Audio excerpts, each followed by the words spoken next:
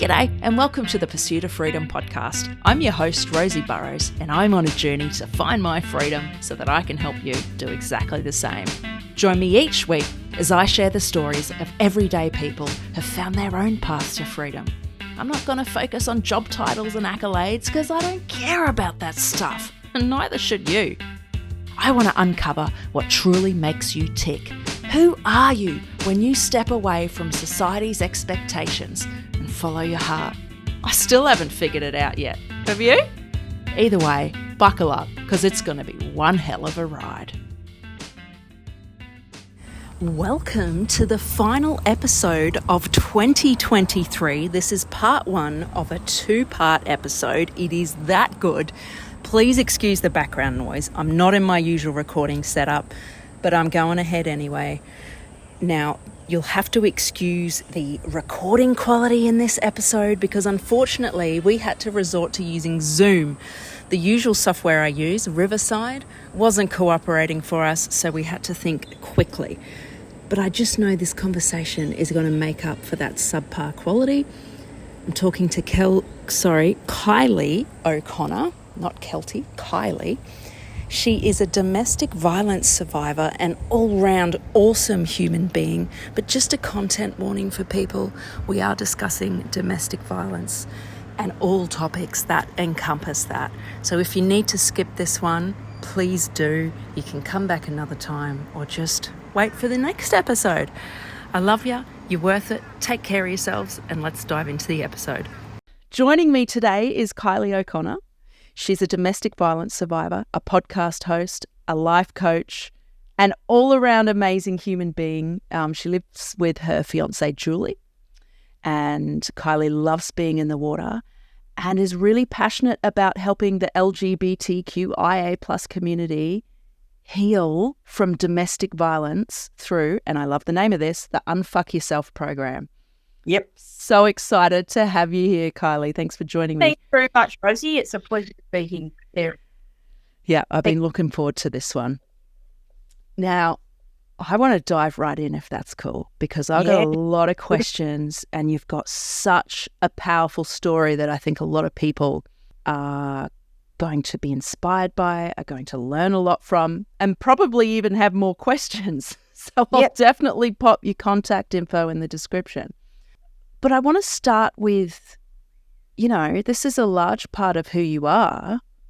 You have said that you believe that people can heal completely from domestic violence.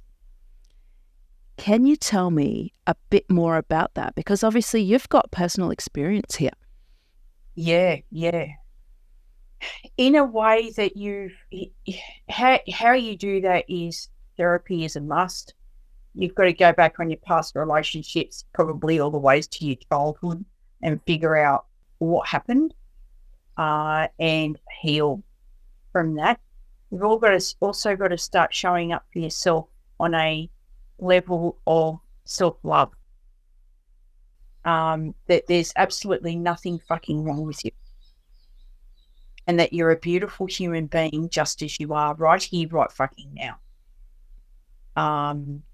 And all of that comes, it's like Brene Brown talks about when she said her TED talk, I think it was 9-10 years ago, on shame.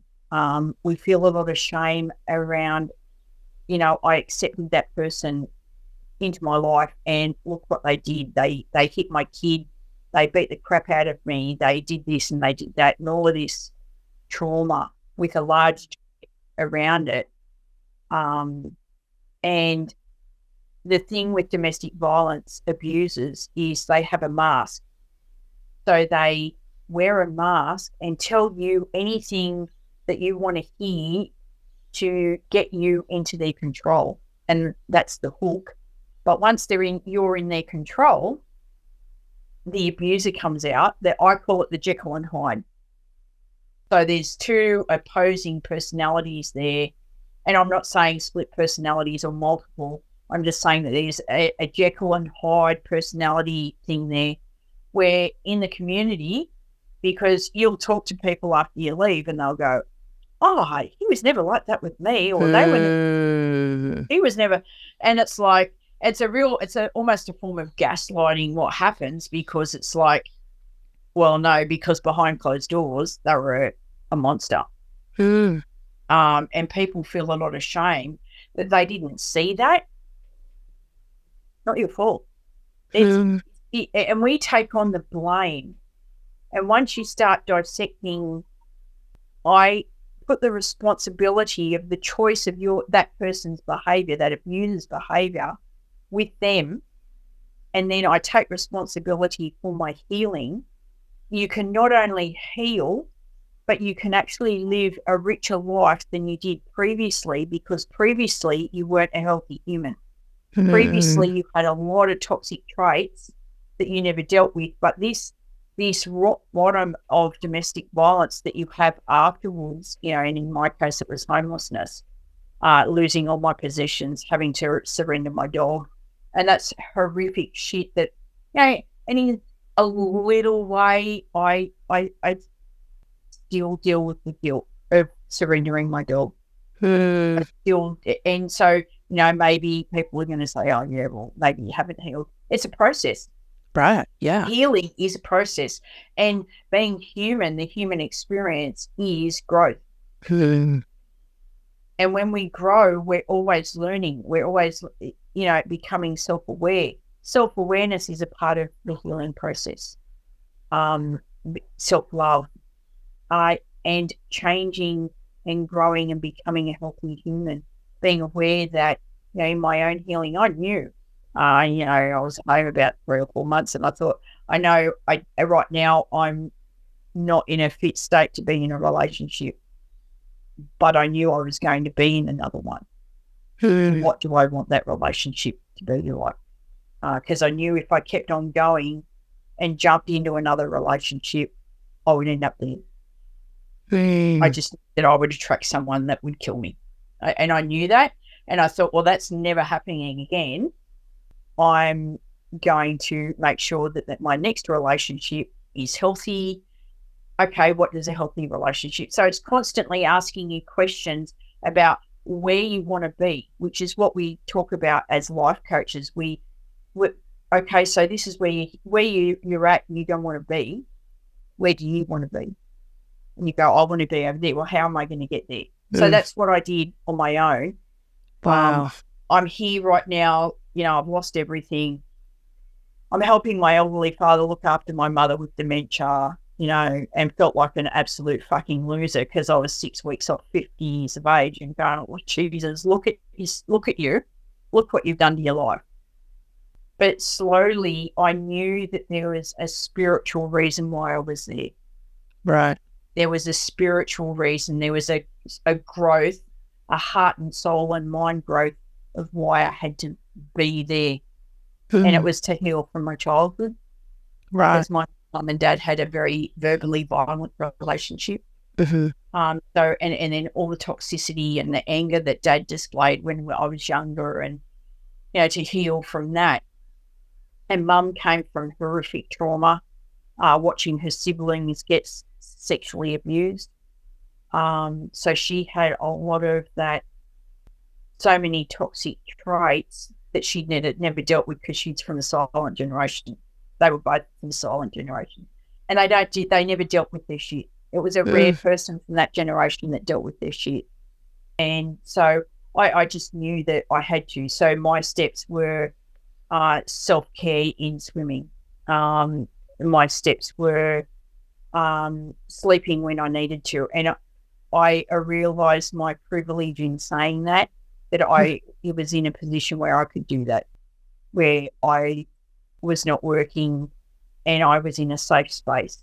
But that's step number one, get into a safe space. Right. For you, if we go back into your story a bit, if you're comfortable, you were saying you were in your mum and dad's house while you were getting back on your feet. But that's not where you were at first, were you? I remember you telling me your life felt like it had been flushed down the toilet. Yeah. And you mentioned just before you were homeless. So can you give us a bit of context around that? So my ex and I were living in a 1-bedroom apartment at the back of his mother's house, and his mother got an AVO against him. Wow. And so we were couch surfing for 3 weeks. And then he choked me with my T-shirt. And I escaped 2 days after that. I ran down he took off with my car, and I ran down the street in the middle of the Central Coast.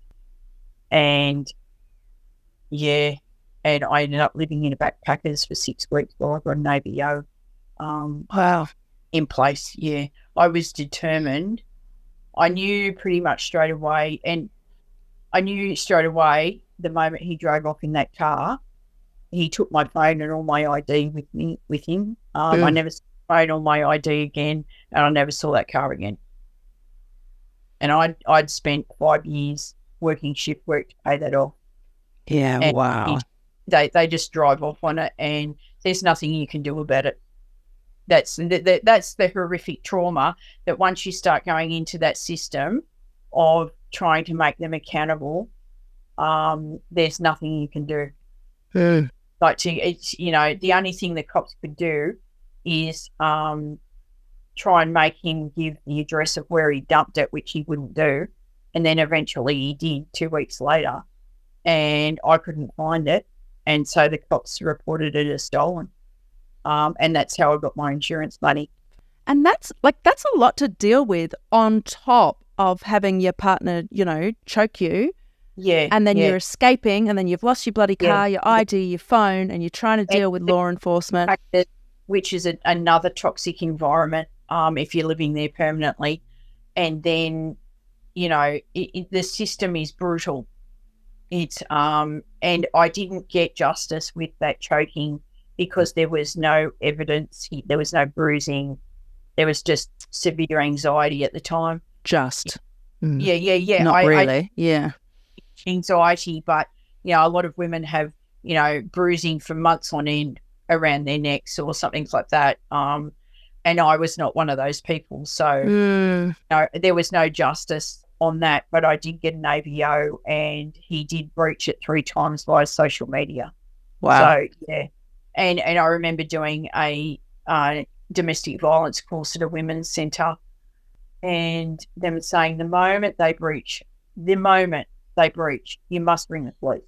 And then eventually it builds up, and there is a system in place. By the time he breached the 3rd time, he rang, and it was like, "Hello, Kylie," and I just went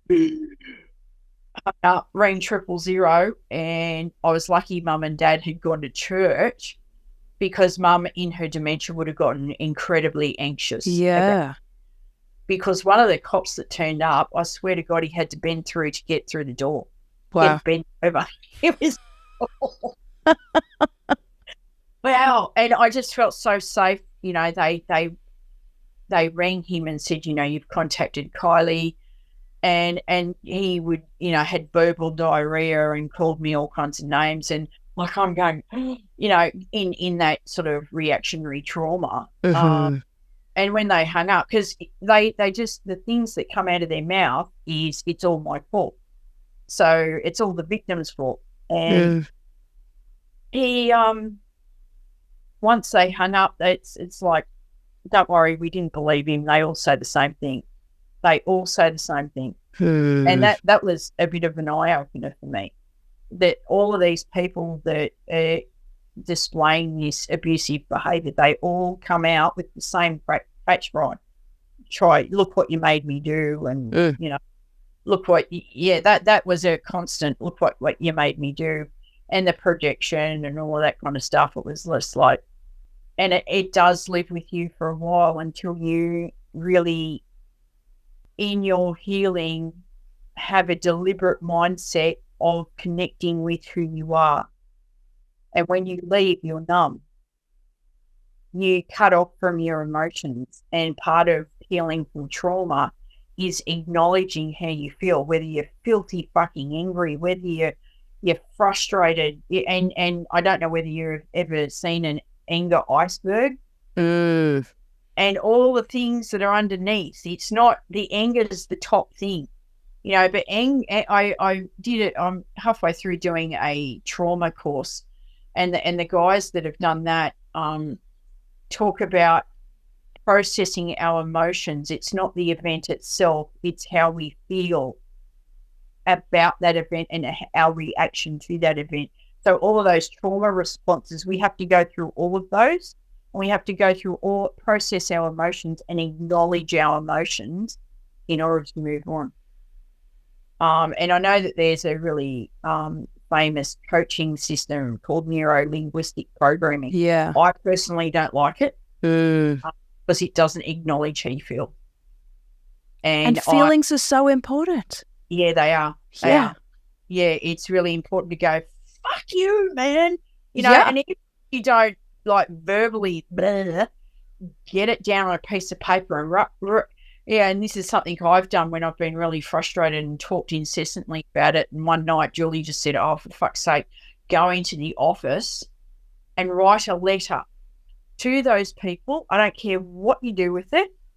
And so I've taken that way of processing, and I wrote for 10 pages. I went on and on and on and on. And I processed all my emotions around it. I was brutally honest, like they were sitting in front of me. And then I ripped out all those pages. I went to the outside bin and I tore it up and I went, fuck you, and threw it in the bin. And there's such a psychology I've realised around that. It's not the inside bin, it's the outside bin where it's going to get taken away from a truck within a week. So all of those emotions are now in the rubbish where they belong. It's not that they're not important. You've processed them and they no longer belong in your life. Away, you know. And another thing I had to really work very hard on was getting all my abusers out of my head. Right. Living rent-free in my head. That's what they call it. And it's so true. And it's a form of trauma bonding where you're constantly thinking about what they've said and what they've done and, you know, and what they've done to you, instead of going, no, you don't get to be here anymore. I belong to me. You don't get to, and it takes a lot of deliberate work. You know, healing is deliberate, hard work. But the other side of all of that hard work is a life full of joy and love and mindfulness and healthy relationships, whether it's be you being able to be honest with me, you know, in us meeting up, hey, Kylie, and I don't take that personally. I go, okay, shit's just happened and it's all good. You know, and I've just made that up. It's giving people that you work with boundaries without being that toxic person at work that takes everything personally, that has to control everything, that is, you know, in your own way, you're toxic in and of itself, which is what I used to be like. Whereas now I can step back and go, oh, I can see what that's happening with that person. Oh, okay, and not take it on. No, and that's happening in my workplace at the moment. And I can go, oh, okay, well, I wish her well, and I can sit down and in a moment of mindfulness, wrap that person in love. And just, you know, I understand where that person's at. I just choose to wrap you up in love. Now, I don't take shit, but when I'm at home, I wrap that person up in love. I'm able to say to my boss, you know, with this situation, is this what you meant, or did you mean something else? Is there something I can improve in? And he can be very honest with me. And I don't take it personally. I just take that, okay, I need to improve on that level. You know, you can be honest without taking it personally. Yeah. And then in your intimate relationships, you can have honest relationships and work through stuff. Whereas previously they defend you and you just keep it to yourself. They defend you and you play victim. And I mean me. That's how I used to be. And it's not like that anymore. And it's because I've done all of this work. Yes, it sounds like a lot of work. And something you said that I want to circle back to, and this came up in, you know, our previous conversation together too, and I know you talk about it in your podcast, is you need to think about, or we need to think about, why we are attracted to these certain kinds of people. And I thought that was so powerful. And Can you talk a bit more to that? Oh, yeah, I had to go back. I had to look at how I viewed myself.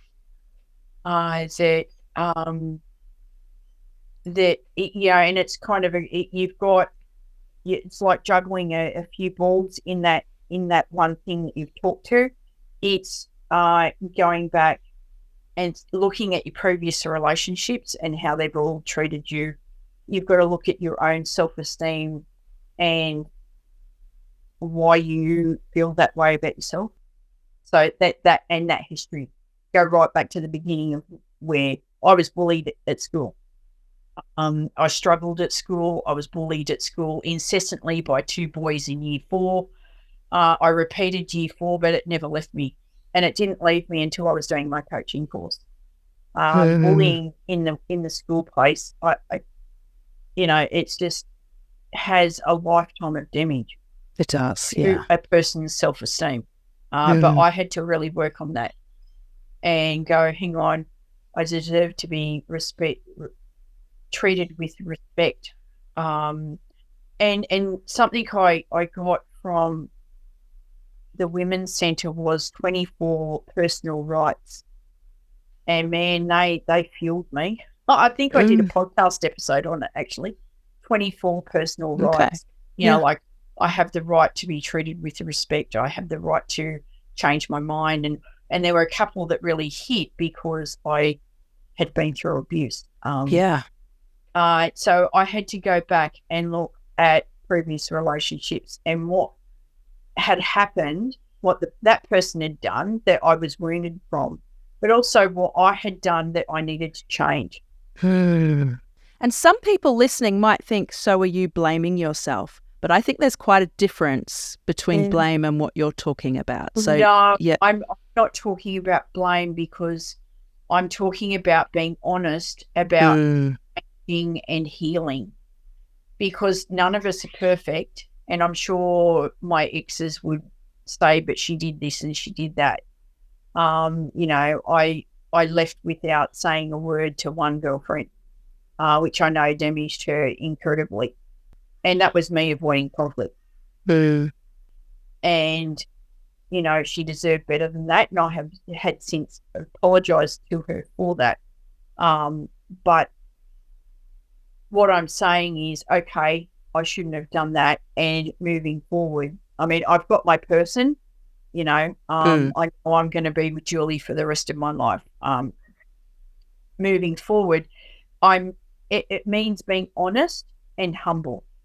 So honesty is, Kylie, you shouldn't have left without a word, and being humble, I'm sorry. It's not taking on that blame. I've taken on the blame for a lot of people's behaviour in the past. Yeah. So I'm not taking on the blame for someone else's behaviour. I'm taking accountability for my own behaviour. Yes. Changing that. Yeah. There's a big difference between those two. Yeah, I agree. And, it's not your fault or anybody else who has experienced domestic violence. It's not your fault you were abused or experienced that.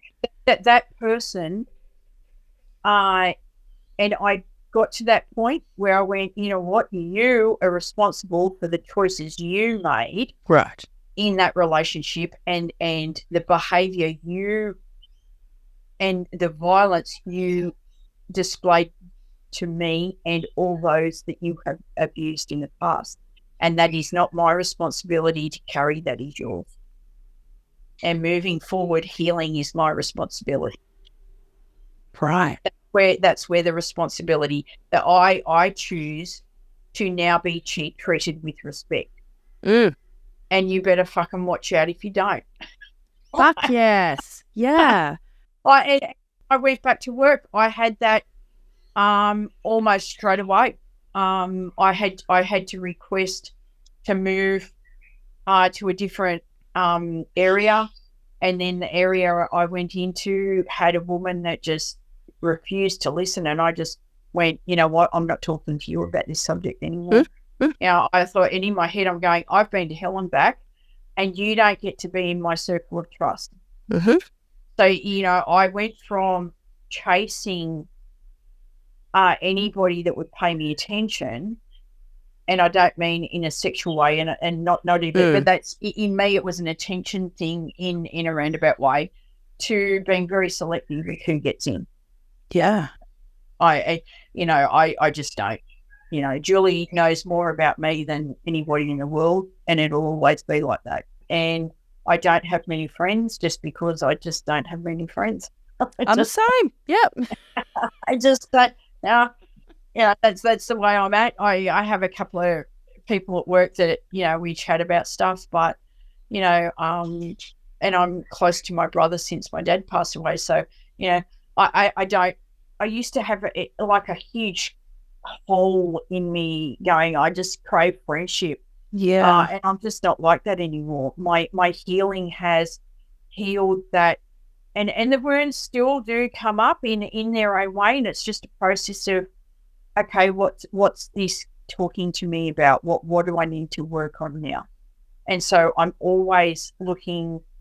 I'm not saying I'm completely damaged. There's just shit that comes up that I've forgotten about, or I haven't dealt with, or whatever it is. Mm-hmm. But the major stuff is done.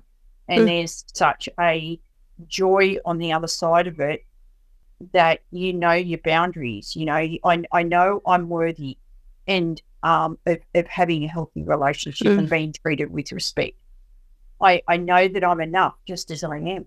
And growing up Catholic, it's like, no, you're inherently damaged. No, I'm fucking not. I'm perfect the way I fucking am. I'm enough. And that's a very much a domestic violence motto is I'm enough.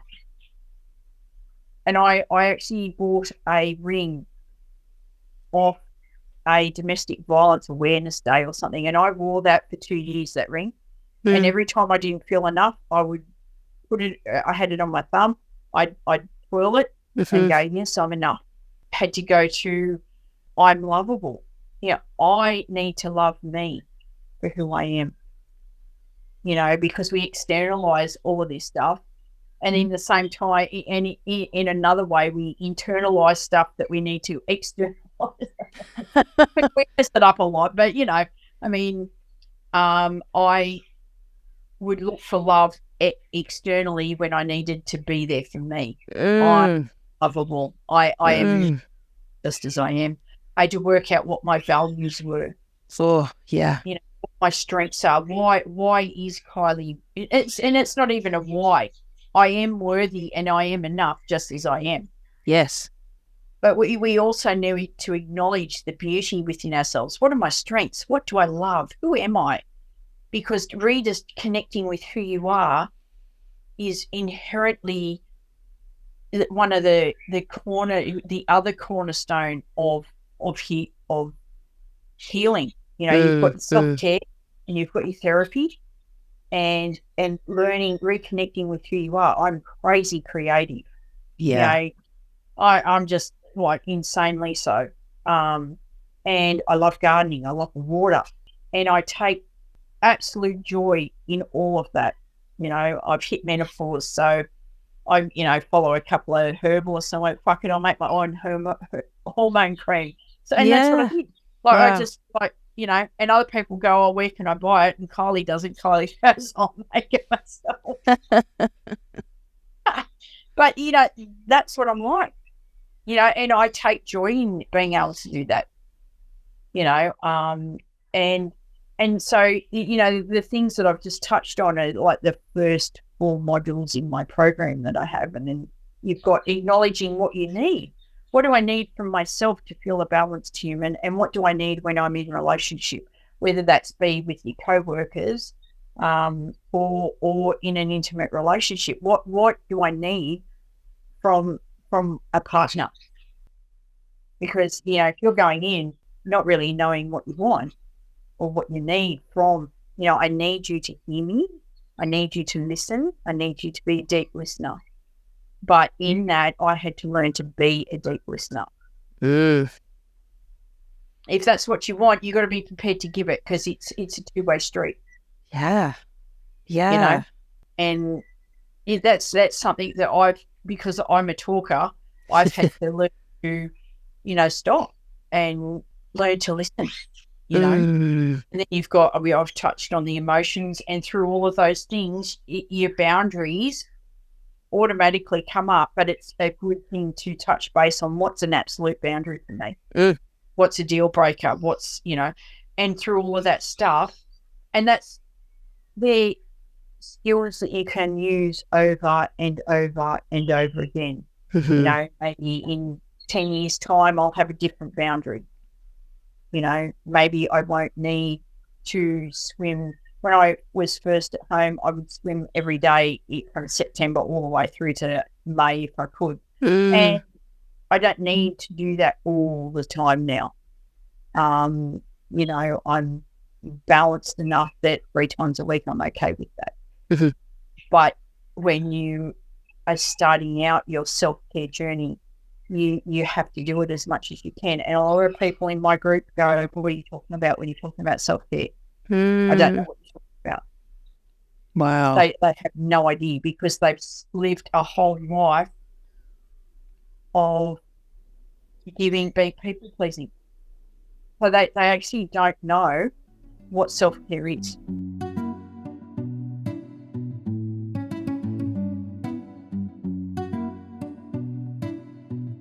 A lot of us, especially women, fall into this people-pleasing trap. I know I do it all the time, but I'm more aware of it now. So this self-care, some people think it's all about, okay, getting yourself a massage, going for a facial, going out for dinner. And I think that can be overwhelming for those of us who go, well, I can't afford that. Yeah. So what can we do? So what I've said in my latest podcast episodes is there's self-care can come into, my mental health isn't crash hot. I need to go, and we're in Australia, so under Medicare we get 6. I think it might be 10. It used to be 10. It used to be 20 free psychology appointments. Going to your GP and your doctor and saying, I need those psychology things that cost nothing, and maybe getting on some meds. And that I believe that's a form of self-care. Yeah. It's saying, you're saying to you that you need help and that you can't do it on your own. I was on Prozac for about a year. That's not what it's called over here. It's called Lovan over here. Yeah. But that's the only antidepressant that actually works with me. I've tried Zoloft. I've tried, quite a few of them, and that's what works for me. But I'm also a person that I don't want to be on it forever. So I know that I just gradually wean off it when I'm feeling okay.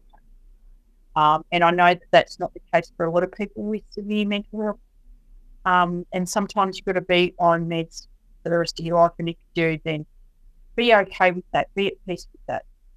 And if that helps you keep balance, that just means it helps you keep balance. It doesn't mean there's anything wrong with you. It just means that's what you need as a human to function, and that's okay. So it can be actually giving yourself permission to lay in bed with your dog. That can be a form of self-care. Giving yourself fucking permission to go, you know what, I've got a day off work, I'm just going to lie in bed today. A doona day. I've heard it called. It can be taking your shoes off and standing on the grass. It can be getting the sprinkler and standing in the sprinkler, turning the hose on, like a little child. I think that's what I did when I heard someone say, get connected with a activity you used to do as kids. And if that means you get a big blanket and make a fort in the lounge room, and get crayons and start colouring in, then do it. Just because you're 54 or 70 or 22 or 36, don't wait, leave age out of it. So do that childlike thing again. That's the beautiful thing about children, is they're so free with that creativity. Yeah. And that's something that we as adults need to get in contact with again in our self-care. So if colouring in is your thing, then, do that. There's plenty of free prints. You can go to your local library, you can print them out for 20 cents. Go and print 5 out. Go to the reject shop or your dollar store or whatever it is and buy, 12 crayons or pencils or texters or markers for a very small, minimal amount and colour in. It doesn't have to be a $1 million Van Gogh painting. It's just and colouring in has a meditative thing. Self-care can be getting on YouTube and listening to Louise Hay, which was my mentor, even though she's passed away years ago, my mentor in my healing. And grabbing everything you possibly can for free. There's heaps of stuff out there if you look. You can join your local library and borrow Louise Hay. There's heaps of stuff on SoundCloud. I don't know what it's like now, but every time I got my wealth repayment, I would buy an audiobook. Wow, I would just buy an audiobook and suffer the consequences of not having that money, because I think that my mindset was more important. Yeah. And and this is pre-crisis of living crisis. This is pre that. And I'm highly aware that there's people out there that can't do that because they can't make ends meet at the moment. Yeah. But you can go to the library and you can get books out. You can go to the library and order books from a different region. There's lots of stuff. And librarians are like the bomb, man. They are so friendly. Yeah. If they don't know something, they'll find out. There's lots of, and it's a form of community, And if you're gardening, for argument's sake, like I do, and there's a local gardening group, you can actually, time that if you've got to catch a bus into town and join that gardening group once a month or whatever it is and do your shopping on that day.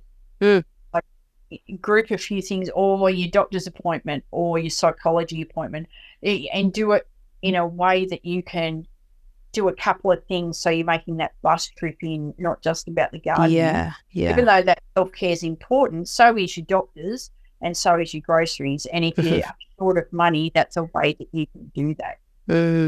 And if you don't like people, then just go to a local park or get outside the house. So that's give yourself permission to have a bath. And one thing I'd add is don't get caught up in thinking about what you should be doing. Self-care looks different for everybody. And like you say, if you want to have a day in bed, you do that. If that is healing to you and that's what you need. Yeah. So that's where the self-awareness comes in. The self-awareness is asking myself a question of what do I need and answering that question. It's not the should. If you're saying should, you need to reword the question. Because that's an expectation you have of yourself and you're not meeting your own needs. You need to ask the question of what do I need? So yes, I'm going for a swim and I just wasn't feeling it and I just went, I'm going to go and get a massage. So for me, getting a massage is a form of self-care. Yeah. But I also have the funds to do that. And I'm highly aware of that. So you were talking to what if you have no money? And catch a bus, save up or to catch the bus to the ocean if you're far away from it, or what's your favourite activity that you can do that doesn't cost much? What resonates with you? What makes you happy? Do you have art supplies that is in a cupboard somewhere? Get them out and get your paper out and start painting again. Maybe you've got those designer colouring in pencils. I know the set. I had a set of 172 colours. Wow. And they're actually artists colouring in pencils, and they are just amazing pencils. And that's what I'm thinking about. Someone might have them in the back of their cupboard and, fuck it, go and get them out. You don't need money because you've already got them. And go and print off at the library for 20 cents a pop some free colouring in stuff. Yeah. Or you might also have some colouring in books that you've not used. And just get them out and just, go and sit in a park or sit outside and listen to the birds. Birds are Birds are the bomb. And sitting in a park just watching the eucalyptus trees, and if you sit there at about 10:30 in the day and you watch them, oh man, they're busy. Those trees are just so busy with birds, And that in and of itself will cheer you up. Looking at the birds in the trees and how they interact with each other, and if there's magpies there, how they swoop everyone, and they're warbling, and there's schools, and you might, from that activity, doing that every day for like 6 weeks, you might decide to save up for Birds of Australia book, and I'll stick to Australia, and start identifying all the birds in the area. Exactly. It might start a passion for you that you never knew you had. Right. It really is a journey of self-discovery, isn't it? Yeah, big time. Yeah, and then you'll realise that you. I had a guy at work. I work in a rural area. I had this guy go, there's a black cockatoo, and I went, are you kidding me? They're amazing. And I went out, and it was actually a crow, and I had to have an internal chuckle. And you realise how many birds that you can identify that most people don't know how to identify birds, and it was quite, God bless his soul, that was cute.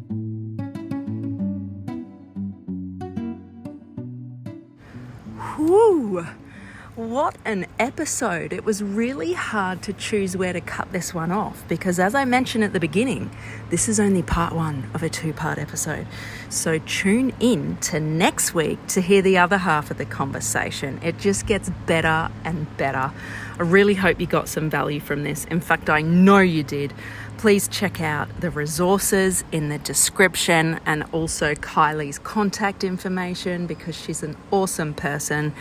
And I just know that you will love talking to her or working with her. Catch us next week. If this episode resonated with you at all, could I please ask that you share it with a friend who you think could get value from it? And whilst you're doing that, make sure you follow and subscribe to the podcast so that you never miss another episode. And whilst you're following or subscribing, please leave us a rating, preferably 5 stars, and also a written review. Doing each of these things is going to help this podcast reach more people and impact more lives, which is, at the end of the day, is what we're here to do. Thank you so much. I appreciate you. Remember, you matter, you're worth it, and you are so, so capable. Take care of yourself, and I'll see you next week.